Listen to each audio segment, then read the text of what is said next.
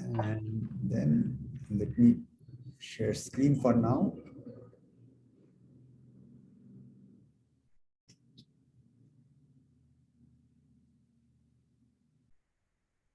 Okay, so I had been looking at some things which I may have missed or not done in complete, or that there are still some more things to do. And one of them was our introduction of the power series for the trigonometric function sine and cosine. And what we had seen was, I hope you all can hear me and see the screen. If there is any issue, at least put in a chat window or call. Okay. All right. So, so we had seen that if we define the functions Sx and Cx from using the formula that you may know for sin x and cos x as a power series, at the moment we have not connected them at all with any geometric objects. We just introduced this power series, and we had argued that using the root test that the two series converge absolutely for every x in real line, and therefore the functions Sx and Cx are well defined, and indeed use the power series things to say that they are continuous. Okay. Then we have that S at 0 is 0, C at 0 is 1.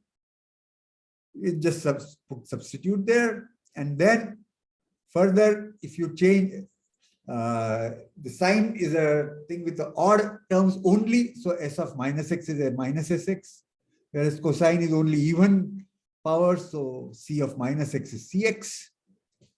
And then using what we did about term by term differentiation of power series in the circle of convergence or whatever, radius of convergence or whatever, if the convergence is uniform on an interval, then the derivative can be taken term by term.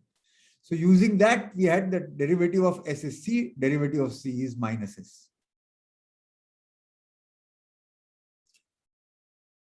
So this is just recalling what we have done. Next, we will come to some things which we need to add. Okay.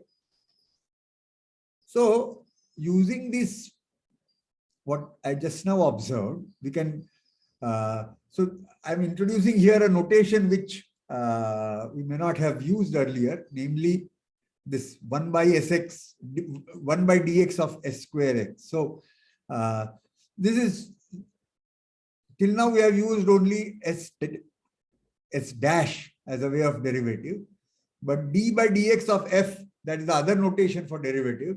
And sometimes it may be convenient to, otherwise saying the derivative of S square x is not so easy to put. Where do we put prime? How does it operate? So sometimes it's useful to also bring in this notation. So d 1 by dx of, should I put here d? I will, when I,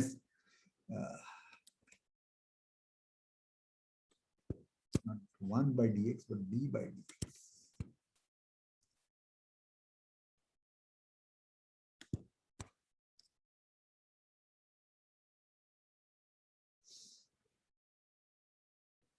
Yeah. One more remaining here. Let's see.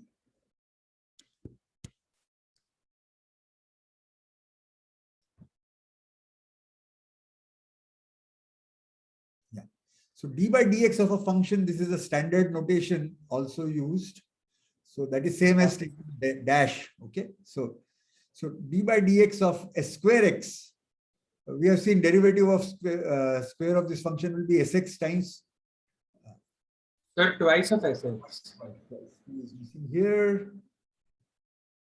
It's missing. Yeah, it was there on the next.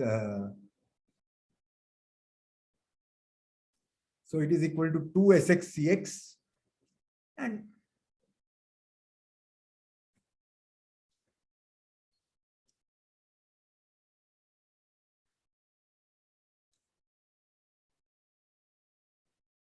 for C also there is a factor of 2 which I had missed. So we'll get it is equal to minus Sx Cx, and when we add the 2 we get a 0. So we get that the derivative of S square plus C square is 0, and at 0 is equal to 1. So we get that S square plus C square will be equal to 1. This will follow from mean value theorem or whatever, because if it was any other value, the difference will have to be attained as a derivative at some place, and that will violate the thing. So from there, mean value theorem tells you that this will be equal to 1. Okay. So essentially on this screen, what you see is the stuff we have discussed earlier. And from there, we can draw already lots of conclusions. Namely, for example, if the sum of squares is 1, each of them is at less than equal to 1, and therefore the square root less than equal to 1. So mod Cx, Sx is less than equal to 1, mod Cx less than equal to 1 for all x.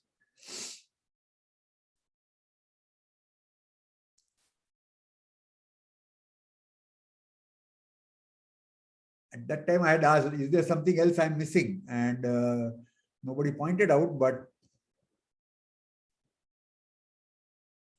yeah. Oh, yeah. These are the other things which we had done. Sir, could you once more explain the point that when the derivative is 0 and at the point 0, S square plus C square is equal to 1.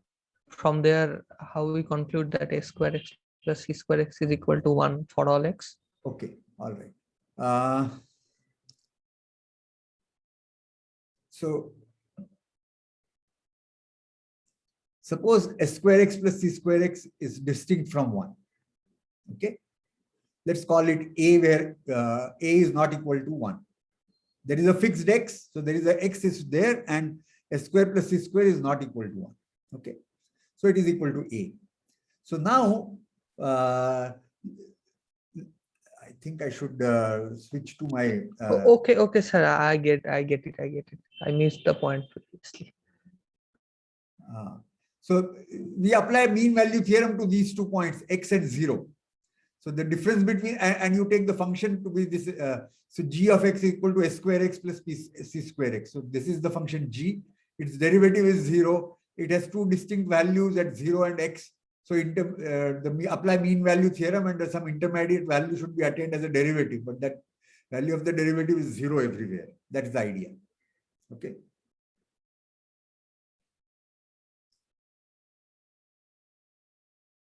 Is it clear? Anybody?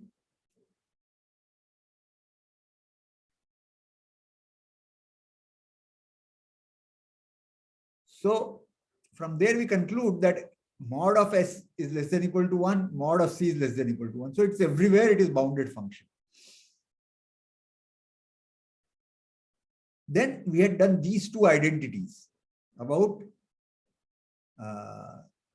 S of x plus y equal to Sx Cy. So this is, you may recall, where we had taken multiplication of 2 power series, and the product is itself has a power series, and getting the condition, the terms in the power series in terms of the original 2 terms. So this we have done in the class. You can go back and read it again. If you have a difficulty, let me know. So S of x plus y is equal to Sx Cy plus Sy Cx, and the C of x plus y is this. So these are things which we derived in school for sine and cosine, but here through the power series definition of these functions S and C, we have done this. Okay. Now you replace y by minus y in this second identity, and we'll get that C of x minus y is equal to Cx Cy plus Sx Sy. And this is all we had done. We had stopped short of bringing in pi in the equation, okay? And then connecting the relation between C and S, and then circularity and all kinds of things, okay? So till now, we had not introduced pi in the system. Now we will bring in pi, and then we'll prove this relation between S and C, and then you will see we can reduce a whole lot more.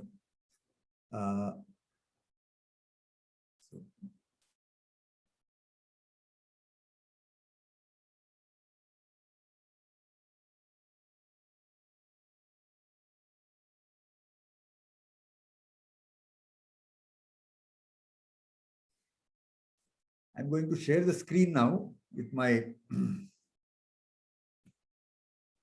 iPad and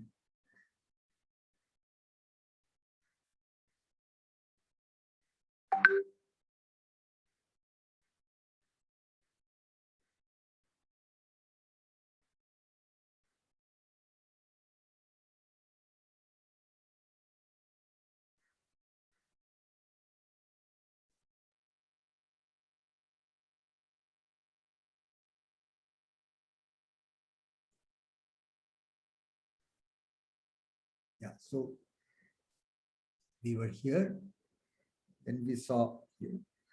So as I said, we have to introduce pi, connect in terms of these functions s and c, and then get to this equation which connects. And then we have a whole lot of identities that you know about sine and cosine, and we'll see this one method is going to give you a way of handling those. Okay.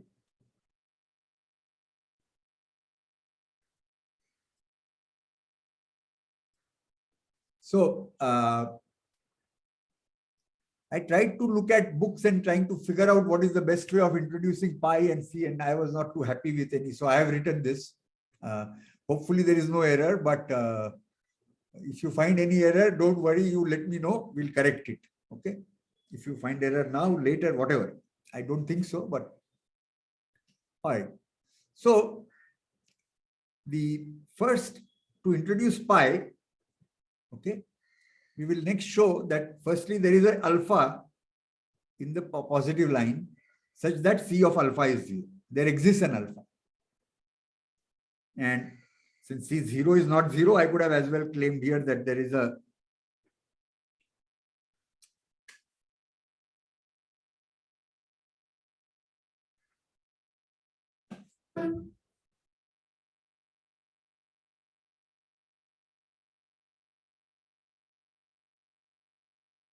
I could have also claimed it to be in the open interval 0 infinity, but it is one and the same thing. Since we already know that C at 0 is 1, we make, let's say, alpha in closed interval at 0 and open at infinity, or open at 0 infinity. And suppose not. Okay. So in other words, if for every alpha in this interval, C alpha is not 0. C1 is positive, C1 is equal, C0 is 1, and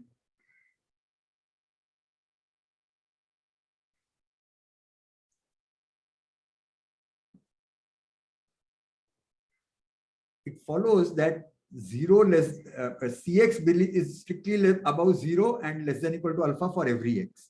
If we put assumption that in there is no alpha for which C alpha is 0, then we have that Cx must be between 1 and strictly above 0. If it were to take any value less than 0, then continuity and etc. will tell you that it must cross 0 at some point.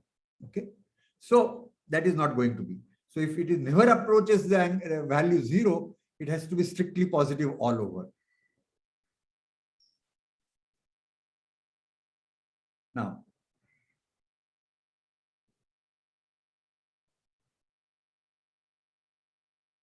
so we are working, assuming that this does not hold. That means C alpha is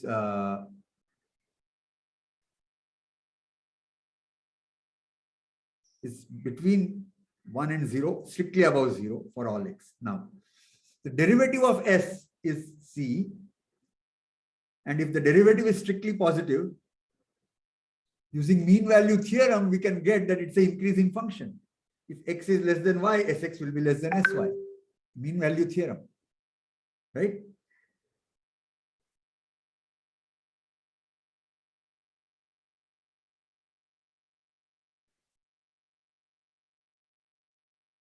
S dash at some intermediate point.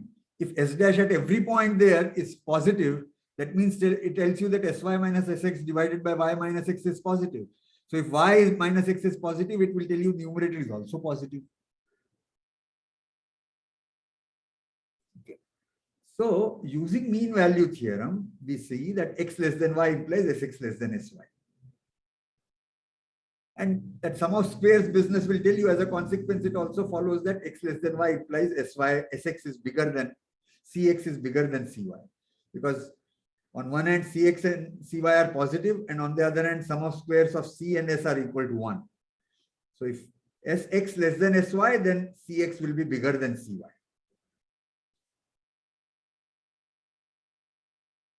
Now, easy to see.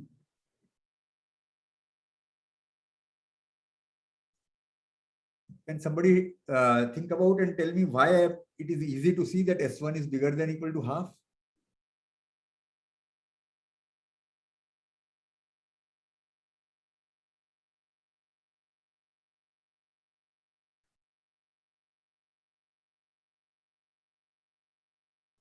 Anyone, either orally or write on chat?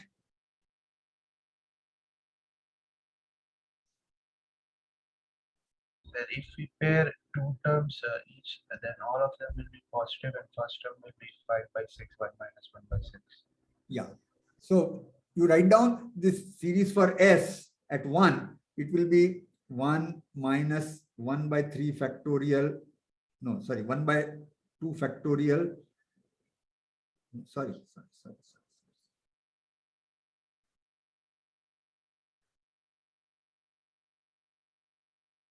Yeah. So Sx is equal to x minus x cubed by 3 factorial. So what I wrote initially was correct. Yes. 1 minus 1 by 3 factorial plus 1 by 5 factorial minus 1 by 7 factorial and so on. So you club pairwise, and 1 minus 3 factorial, half is a lower bound. This is strictly above this, not an issue at all. 1 by 6, so it is 5 by 6. So in particular, greater than equal to half. And all other terms are non-negative, so they will be greater than equal to 0. So this is, I needed just some number bigger than 0. So I just put as half. Doesn't matter. So easy to see that S1 is bigger than equal to half. Now, look at mean value theorem once again. C at 1 plus 4 minus C1 divided by 4 is equal to C dash at some intermediate point. So there is a x4 between 1 and 1 plus 5.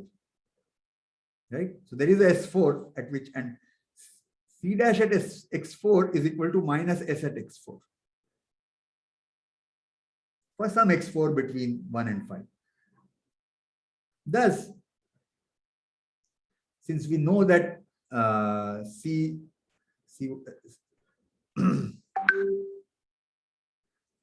is decreasing, so I put that at 1/4 C1 minus C5 will be equal to S of x4 for some x4 bigger than equal to 1. But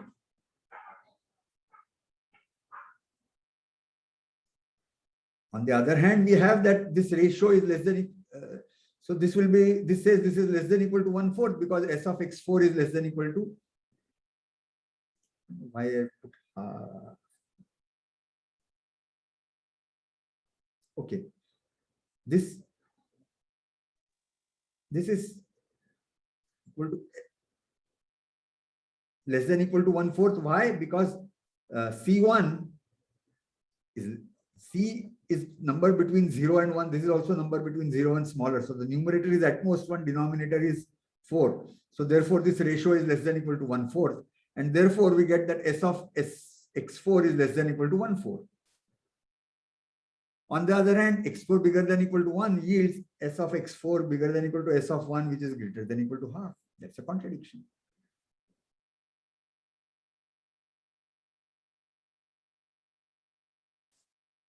So these numbers, if this half could have been 5, 6, and instead of 4, I could have even taken with 2. Various possibilities are there. Doesn't matter. Any one will do. Any one which brings a contradiction will do. So in particular, the main step here is to show that there exists an alpha at which C alpha is 0. Oh, so Yeah. when you go back to this page where you say that sine is increasing implies that cos is decreasing. Yeah, it is here. Yes, sir. Can you explain it? I don't understand why. So firstly, right now we are working under the presumption that there is no alpha such that C alpha is 0, and therefore C is between 0 and 1 all over. Okay. That is the assumption in which we are working for now. Then it follows that S dash is equal to C, therefore S dash is increasing. Entire real line. Okay. And S square plus C square is 1. So, Oh, I see. so Sx bigger than Sy. Right now I am introducing, but I'll remove those squares I am putting just now. So that, yeah. So Sx less than Sy will tell you S square is less than S square x less than equal to S square less than Y. Some being 1 will tell you that C square x is bigger than C square Y because the sums are 1. And then taking square root, because these are positive numbers, we can remove the squares. Clear? So then you have to restrict sign to one side of the 0 as well, right? Because No, that we have already. if S dash is equal to C. So S is strictly increasing. It is 0 and 0, and it is strictly increasing throughout the real line. So it is on positive side only. okay, Yeah. yes, Yeah. In general, of course, we know this is not true. That neither is S increasing, nor is C decreasing, nor is S bigger. It tells you that C is S less, it tells C is bigger. All these are false. But this is all under the assumption that there is no alpha of this kind. Okay.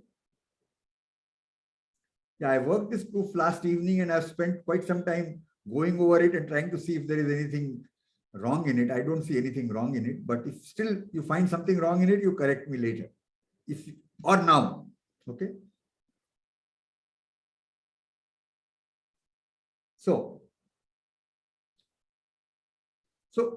the purpose of all this was only to say that there has to be an alpha such that S alpha is 0. Okay. And this is going to start a whole lot of conclusions. Okay. So now let alpha be the 0 be the smallest alpha such that C alpha is 0.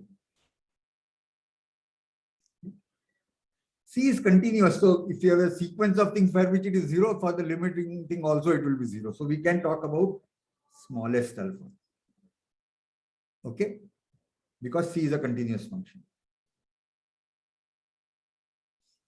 So, and that is how we introduce pi.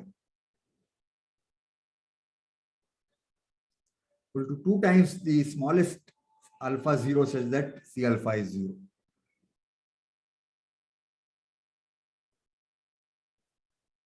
Some books are introducing pi as the smallest one, for which smallest positive number at which S is 0. But anyway, all these eventually will turn out to be equivalent, not to worry.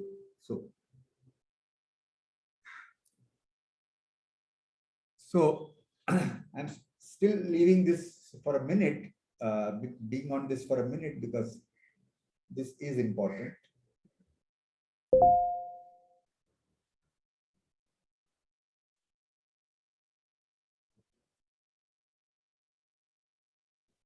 So the purpose was in showing that there is alpha for which C alpha is 0. Once we have got that, one of you may think that, after all, it's a continuous function on infinite interval 0, infinity C. It is 1 at 1, so somewhere it has to be 0. It can't stay less than 0 all over. But if you look at this function,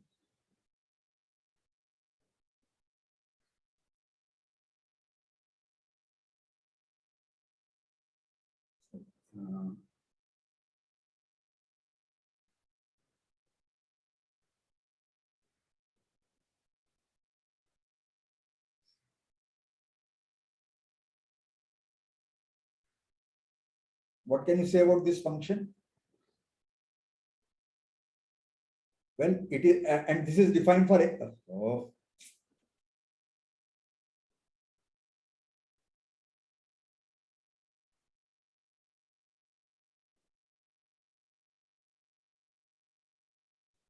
Yeah. So fx equal to 1 by x is defined for x positive, x greater than or equal to 0. At 0, it is equal to 1. And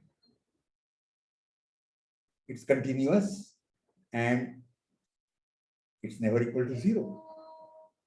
So it maps the interval open at closed at 0, open at infinity to the interval closed at 0, open at 1. It never attains the value. It never attains the value 0. It maps it to the interval closed at 0, open at 0 and closed at 1. So just continuity is not going to give you. That's all I'm trying to say, because the interval is open at one end, upper end, let's say. Okay. So just continuity is not going to be enough. You need some more tricks. And that is where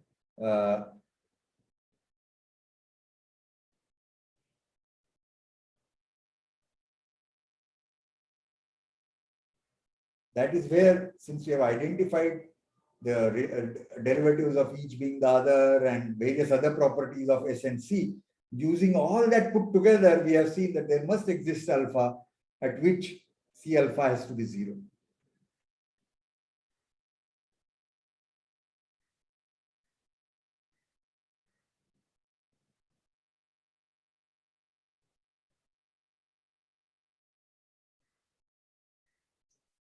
Okay. So then we look at the smallest alpha for which C alpha is 0, and then we get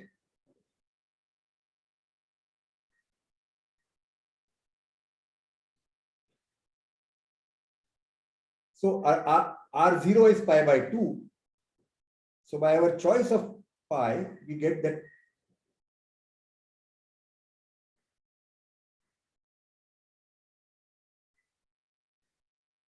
C pi by 2 is 0. Sir, your voice is breaking at times. I see.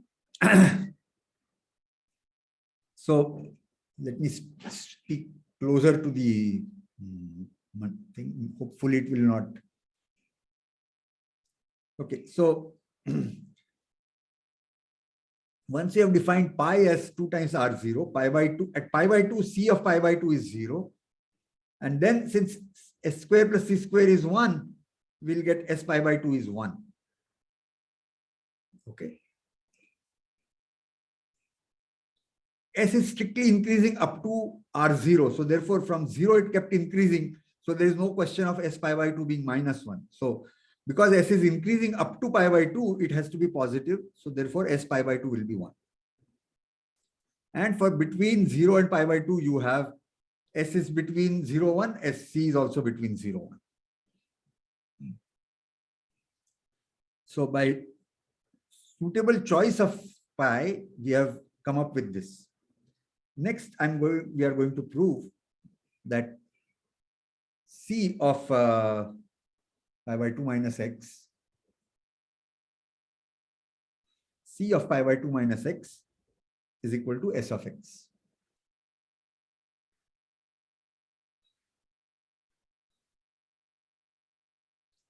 So now what we are going to do is we are going to keep using the equations we have written earlier.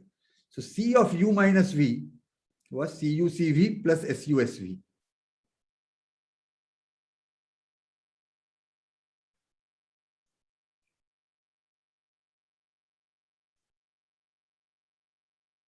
See here, C of x minus y, Cx Cy, Sx Sy, sum thereof. So Cu minus v, Cu Cv, Su Sv. You put u and v, u to be pi by 2 and v to be x.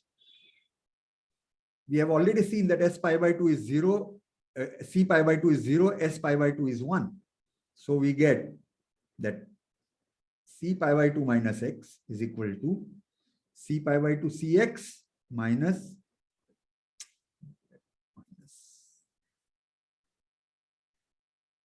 Oh yeah.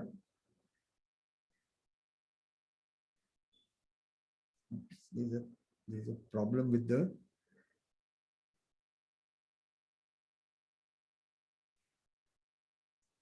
it should be plus s pi by 2 sx because I've already applied the minus sign in the equation. This CUCV plus SUSV.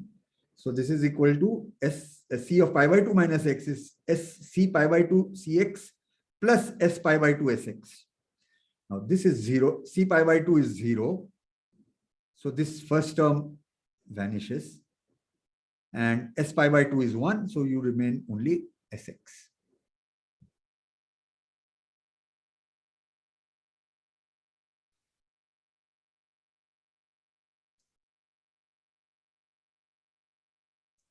So to the properties we had earlier proven, we have now added one thing to that, the connection between S and C. So C of pi by 2 minus x is equal to Sx.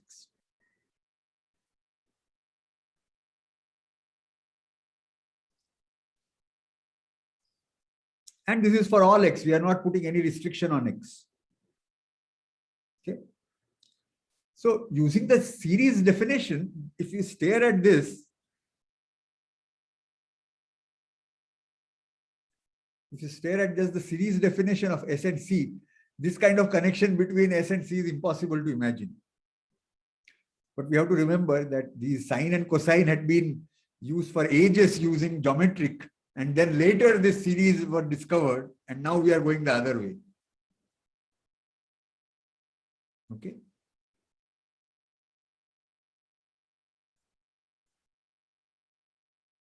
All right. So now I have listed here once again the properties that we have proven. Values at 0, that they are 0 and 1. Values at pi by 2, that again they are 0 and 1, but the other one. C is 0 at pi by 2 and S is 1 at pi by 2. Then S of minus x is minus Sx. C of minus x is equal to Cx. And then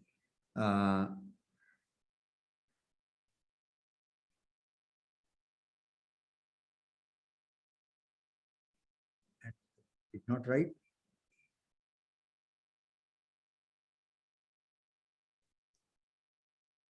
C of pi by 2 minus x is Sx.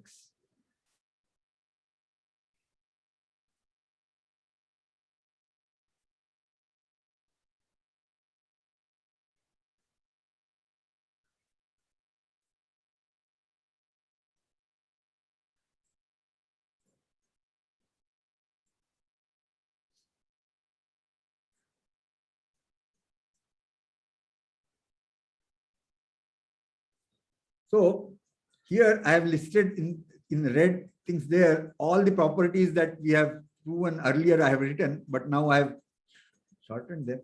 And now let us start on various actions, okay? Namely, S of pi.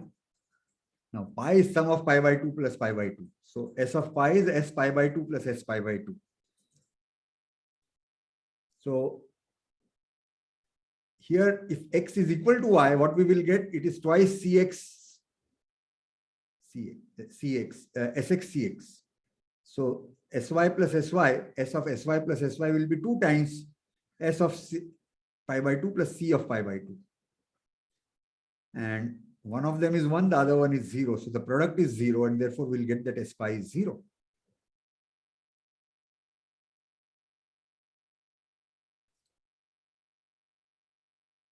We get C of pi is C of pi by 2 plus pi by 2. Apply that formula. So C pi by 2 times C pi by 2 minus S pi by 2 times S pi by 2. C pi by 2 is 0. S pi by 2 is 1. So 0 times 0 minus 1 times 1. That will give you minus 1.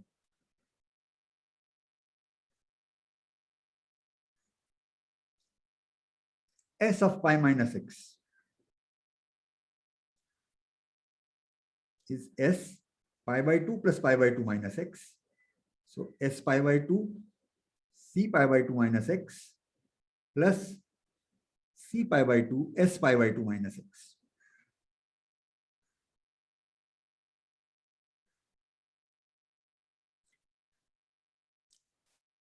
C at pi by 2 is 0, so this term is 0. This is the only term which survives. In this term, S pi by 2 is 1. So therefore, the sum is equal to C of pi by 2 minus x, which we have already computed and shown it is equal to Sx.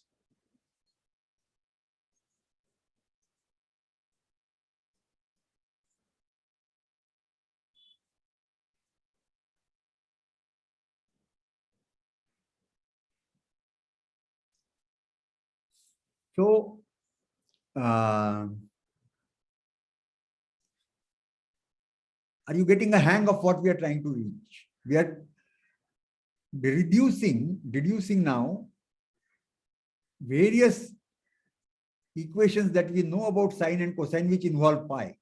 Things without pi, we had kind of done it earlier. Now the ones involving pi, we're trying to do.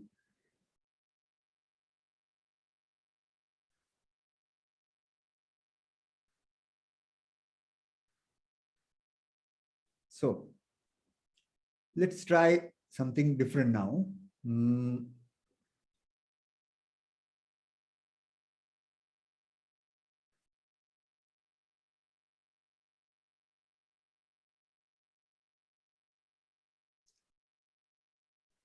Sine pi by 2 plus x. We know the answer. You all can remember the answer, right?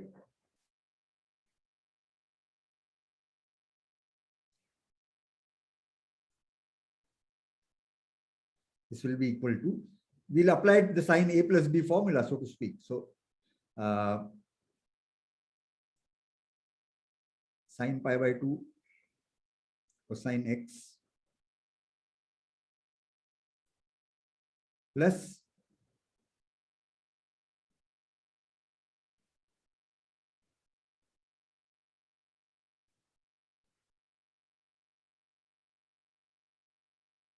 this is 0 because cosine pi by 2 is there. And this is equal to 1. So what do we get? This is equal to cos x,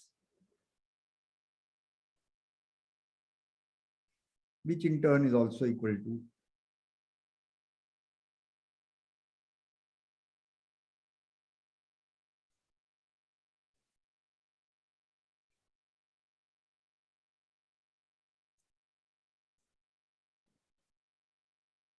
so sine of pi by 2 plus x is also equal to sine of pi by 2 minus x. So the property about the sine curve that we know. Okay.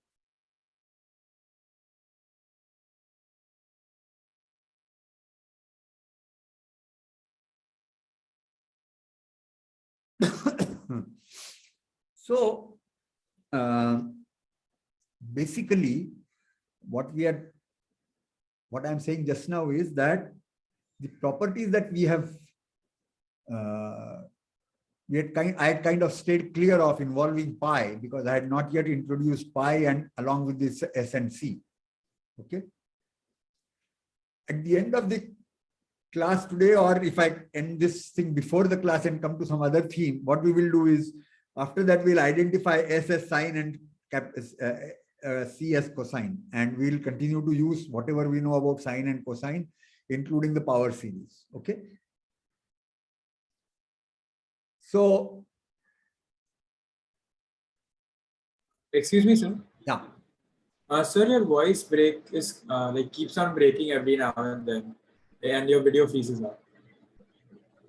Yeah, so I am having serious issues in the broadband at my home, and I've been using my phone, and I hope it improves. I mean, I've been following up with Airtel now and then, and I don't know why they're still not been able to restore.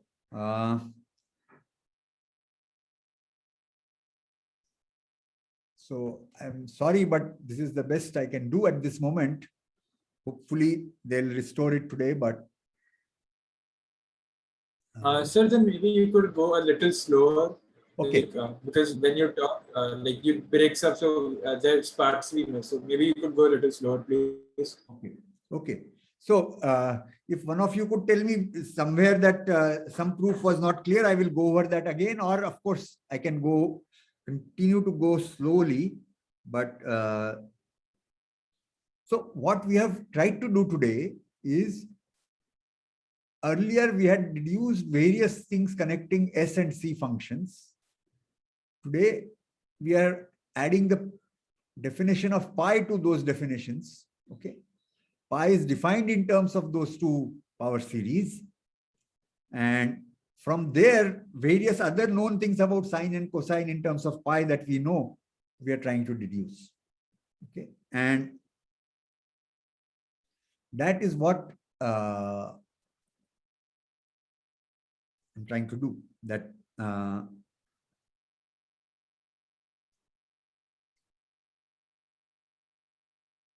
so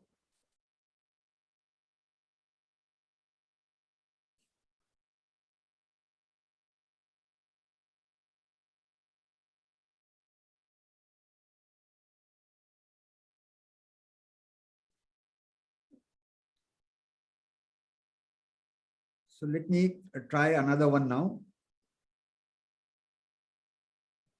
Let's try to do sine of 2 pi plus x. And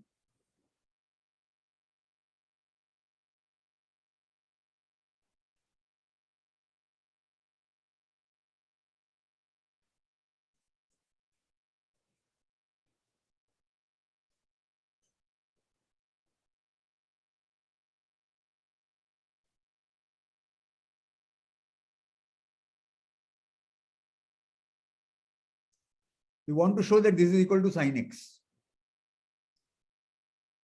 And once we show this, and because of its connection with cosine, it will follow that both sine and cosines are functions who are periodic with period 2 pi. Okay. So let's try to see sine of 2 pi plus x.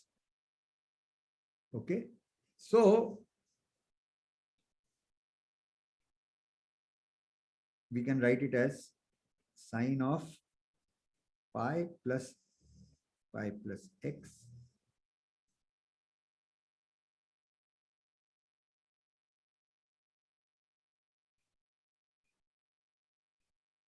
sine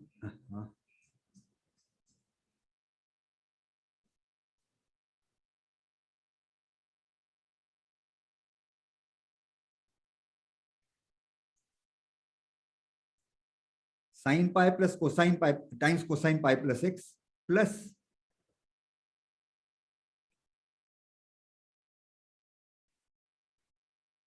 cosine pi sine pi plus x.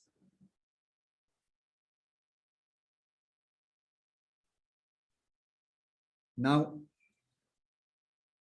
sine pi is 0 and cosine pi is minus 1. We have proven earlier already. So by substituting, we will get this is equal to minus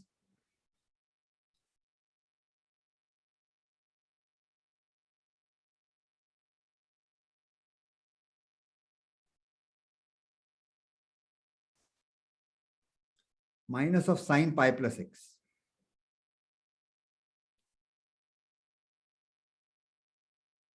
Now, maybe I should have done that earlier, but from the equation we had done earlier, that s of pi minus x is sx. Substitute x by minus x. So we could have there itself observed that s of pi plus u is equal to minus su by taking u to be minus x. So sine of pi plus x is minus of sine x. So two minuses will cancel and we'll get sine x.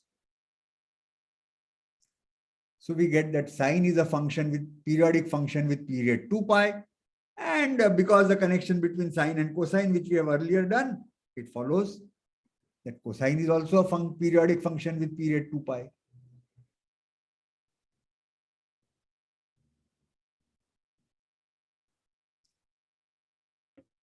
Sir, but how do we claim that it is the period, I mean 2 pi, there is nothing lesser than that? Well, 2 pi at least is a period. Okay. 2 pi is a period. And if there is something less than that, then it will have to be a, I mean,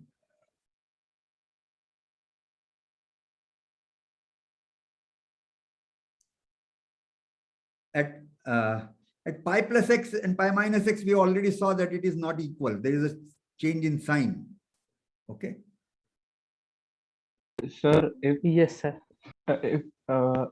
if sine of x plus alpha is equal to sine x, then sine of alpha should be 0 and cos of alpha should be 1.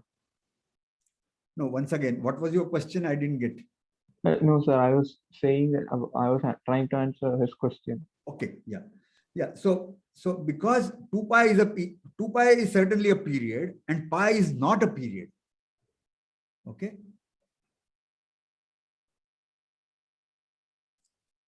So these two should tell us that there is no other period.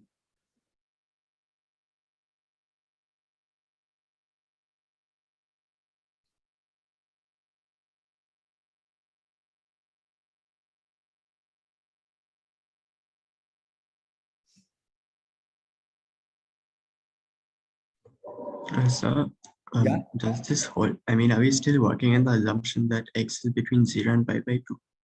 Or when did we leave that? No. There is no restriction on x. All right, but we started with the first few results hold for x between 0 and pi by 2. Right? Wait.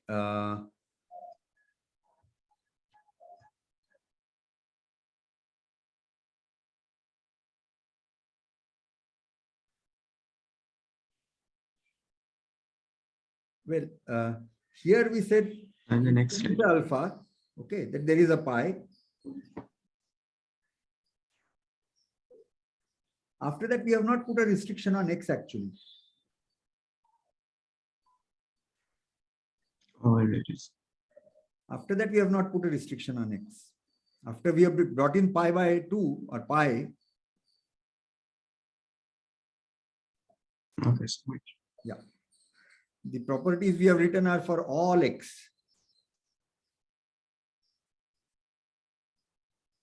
So what I intend to do is today, I had wanted to do it earlier, but okay, today I'm going to write down a set of exercises involving starting from beginning till differentiation. Okay.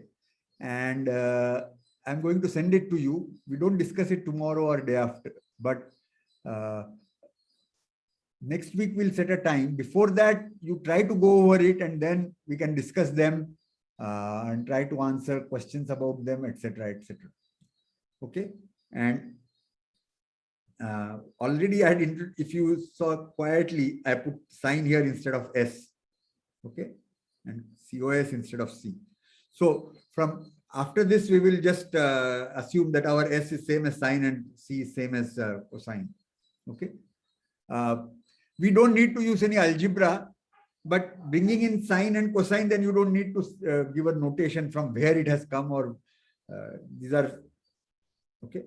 So properties which relate sine and cosine we can use, and the reason for bringing them in is that it's great to give examples of things, okay, and computation and so on and so forth. In any case, somewhere it has to be connected with sine cosine. So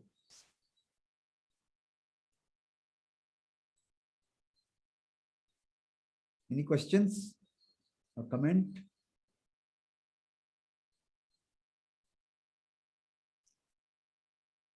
So in the set of exercises, I will add a few more things, properties about sine and cosine and pi.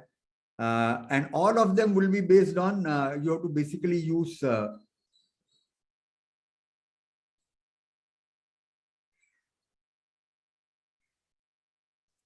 only these properties, and you will be able to deduce as far as I could make out. I tried to write out several of them yesterday. Okay. So,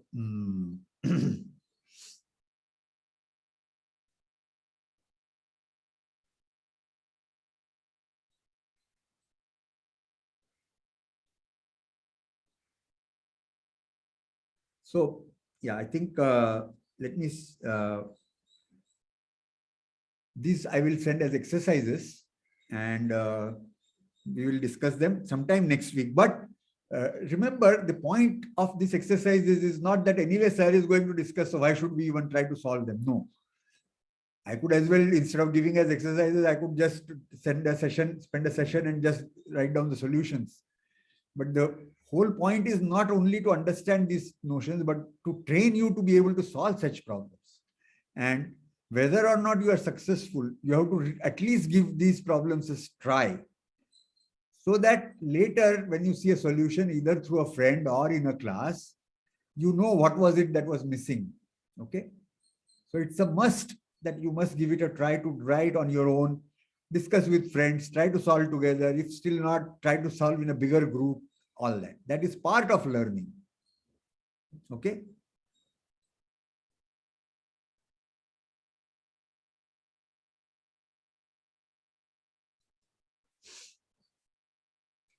Yeah. So another thing which I'm not even sure whether did we talk about the exponential function E?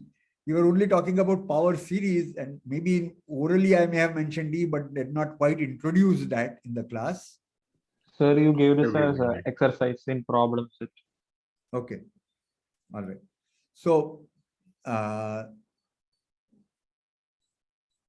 the E is the function f at 1, and then f at x, this infinite series is simply e power x. Okay.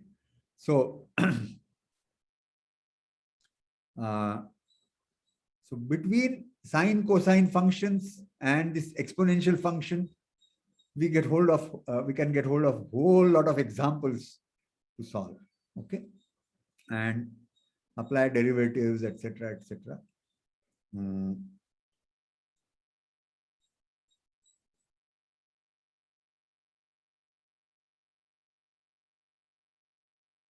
And yeah, so from differentiating it term by term, that trick that we had worked out and proven that can be done, we see that if fx is e power x, then derivative is same itself. Derivative is ex itself. Okay. And therefore, we have that f dash x is positive for all x, and f is strictly increasing.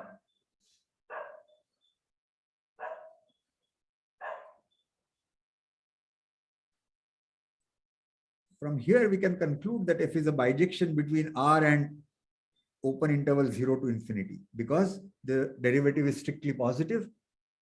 This is a bijection. Terminology wise,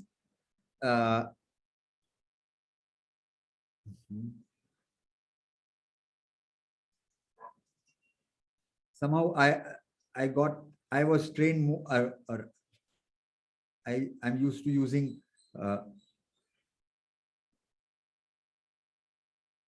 1-1 onto as a phrase rather than just bijection, but perhaps modern the bijection is used a lot more than 1-1 onto, but anyway.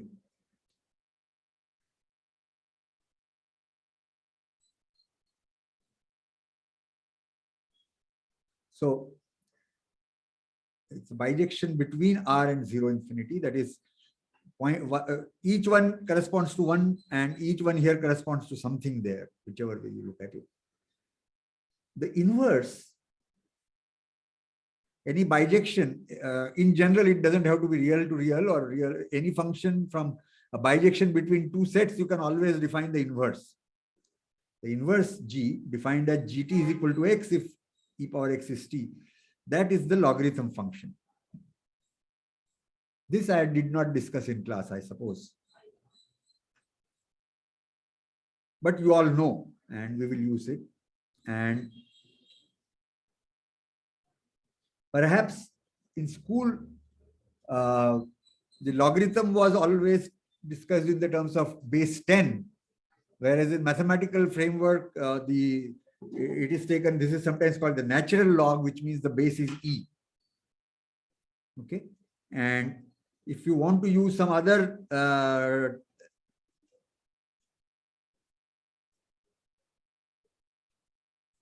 log subscript 10, it will be that we are using log with the subscript with the base 10. Okay. So anytime you see a log, you must look at either the book or the source and which framework they are using. They could be taking log to the base of E. They could be taking log to the base of 10. And in some cases, the log can be to the base 2. Some of the CS community, the logarithm with base 2, because everything is binary, so base 2 comes out naturally. And there could be different notation, the LG, LN, etc. is also used in different notations. So, but if generally in math literature, if no other specific information is given, a logarithm is usually to the base E. Okay.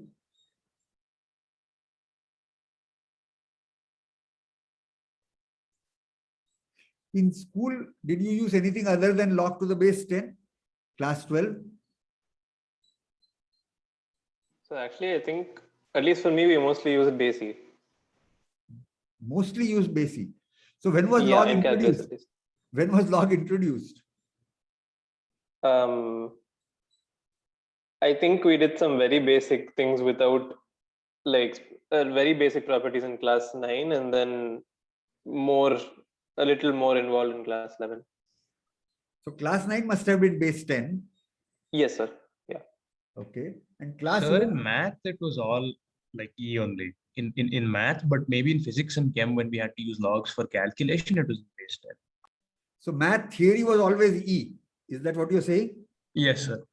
Okay. That was only in class 11. Yeah. We started logs with base 10 in like 8 and 9 as columns. Even in math, I mean. Okay. So in math, you never had to do calculation using log table. It is only in economics, I mean, in physics or chemistry that you have to do some calculations. Is that it? Yes, Okay. Yes, chemistry sir. it's mostly base 10. Huh? In chemistry, it was mostly base 10. I see. And physics? Although we had calculators, so we never learned the tables. Ah, you had calculators. I see.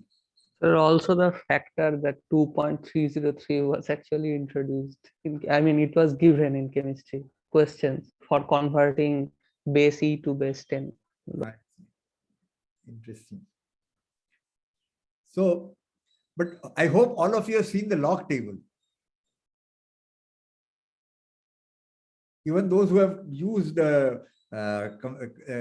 calculators to do calculations, I hope you have the capability of using a log table if given to do calculations. I don't see an enthusiastic yes. That means some of you. Yes, Huh? yes. Yes, sir. Okay. Yes, sir. So given about 4 hours, I think we can figure it out. Okay. Yeah. So don't just figure out. Sometimes you should do it, because nothing like doing by hand. Okay. When challenged, you should be able to do it. That's all. You have to be confident. Now, so those who have seen log table, you will see that log table is just one page of log and one page of anti-log, so to speak, the inverse. Right. Now, that is correct only up to 4 places of decimal. Correct up to 3 and approximate. The fourth one is approximate. Okay. Now, has anyone seen, of course, on your calculator, you can get much higher correct values, etc. It depends on what brand of calculator and what is the software used and what implementation, etc., etc. But has anyone seen log tables with which give you a higher order of correct this thing, decimal?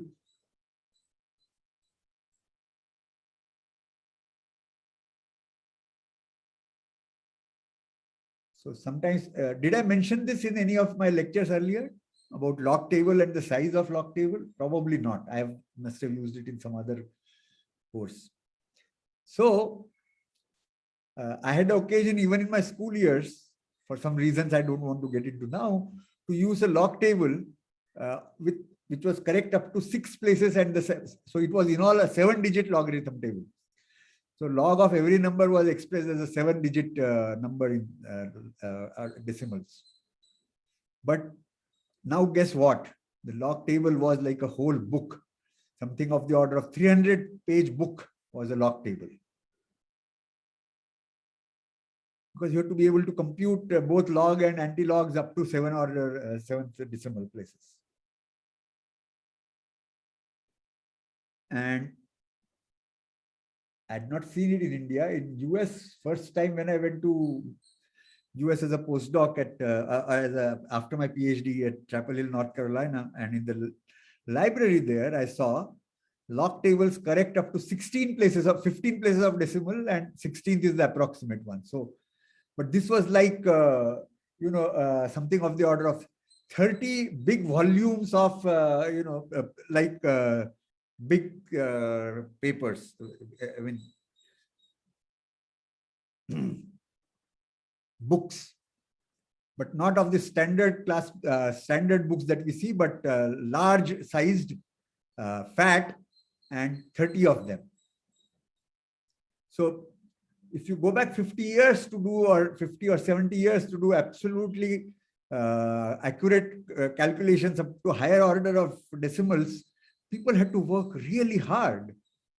Now all you do is use a computer or a laptop or a calculator, with ensuring that it has a higher order implementation of correctness. Okay. So Soham Chatterjee has written, your father had shown it to you. So which is the highest order you had seen, 7-digit or 16-digit?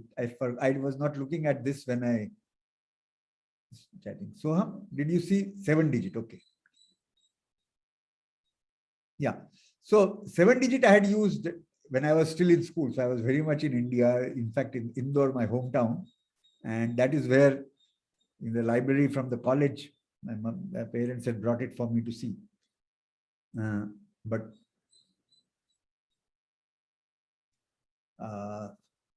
So no, this was just to tell you that what we take for granted today was not so if you just go a little while back in time. And so the okay, so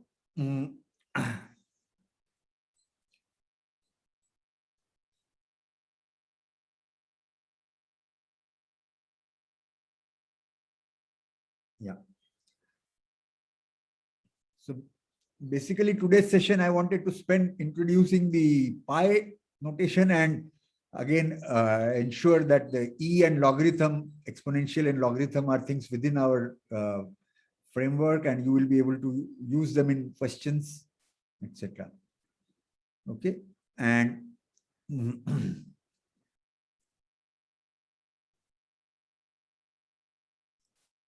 so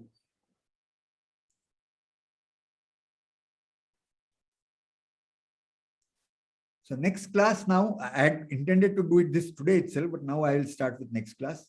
So next class we will start with integration, and parallelly, hopefully today itself, I will send you a set of exercises, and we will assign a day next week to do them. But I suggest that you start going over it, see which you can do, which you cannot do, discuss amongst groups of friends, all of you, up to you. Okay.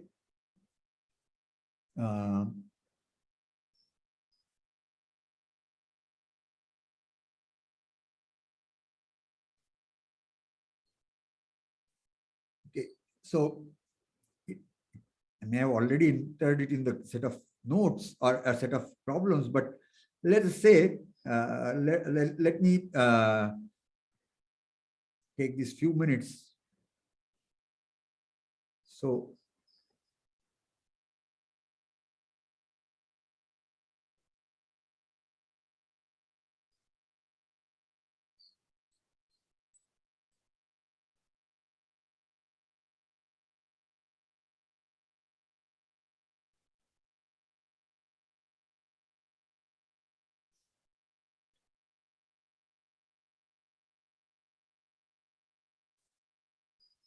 So the exponential function, we saw that if we define fx equal to ex, then it satisfies, it follows this f dash x equal to fx and f of 1 is e. Right? Now, question, can you have some other functions for which this property holds?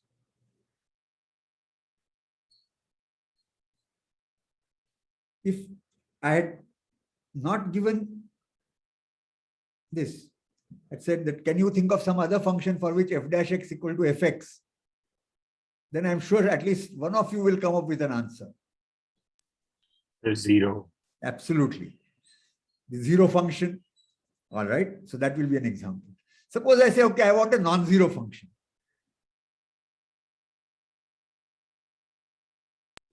Sir, a times e to the power x. Yes.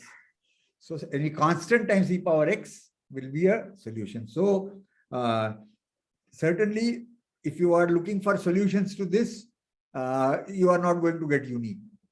So now, just like I said, okay, I want non-zero. Now I say, okay, suppose I want that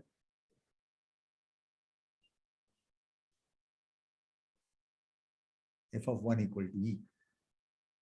Now you can't cook up an example. Okay. Now, how does one prove that there is no other solution to this?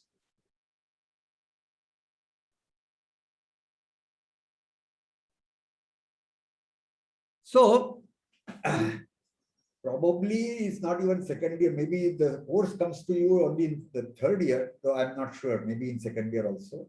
It may be. So this is called differential equation. So this is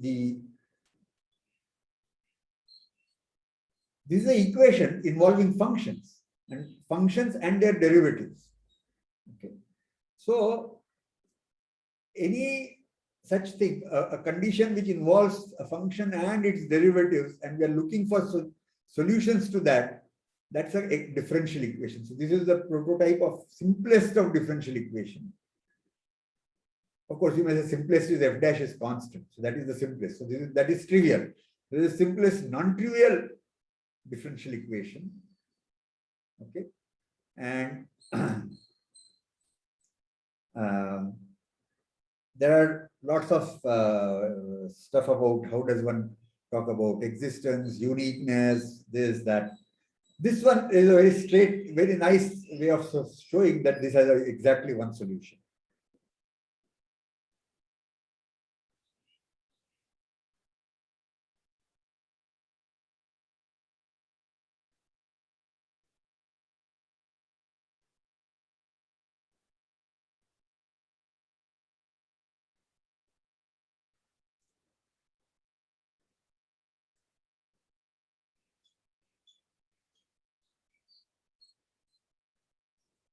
So consider this equation.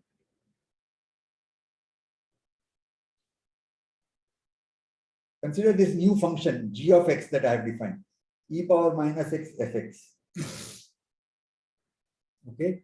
Now, what can we say? What is g of 1?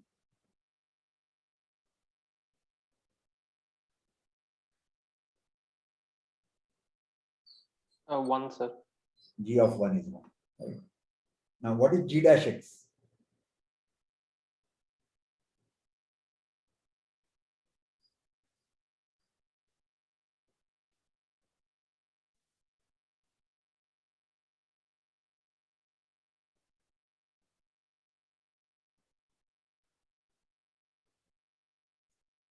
This is a function whose derivative is 0 everywhere. So if derivative is 0 everywhere and g at 1 is 1, then gx better be equal to 1 everywhere. If not, you can get a contradiction using mean value theorem. If gx is not equal to 1 everywhere. Therefore, gx equal to 1 everywhere, multiply by e power x and you get fx equal to ex. So that way, we have shown that the exponential function is the unique solution to this differential equation, and this is called the boundary condition. This is the equation, and the next is a boundary condition.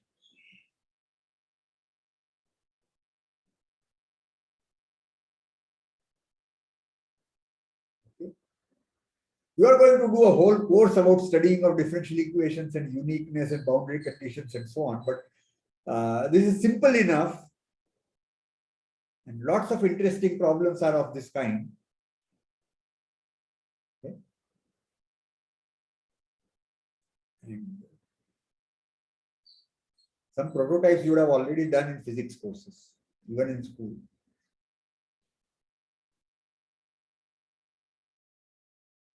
Okay, so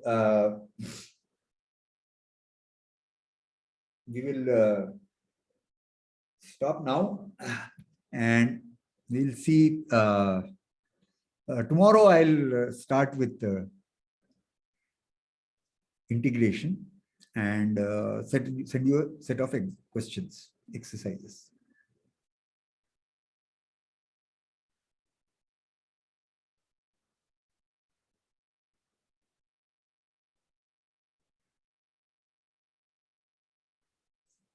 Thank you, sir. All right. Thank you, sir.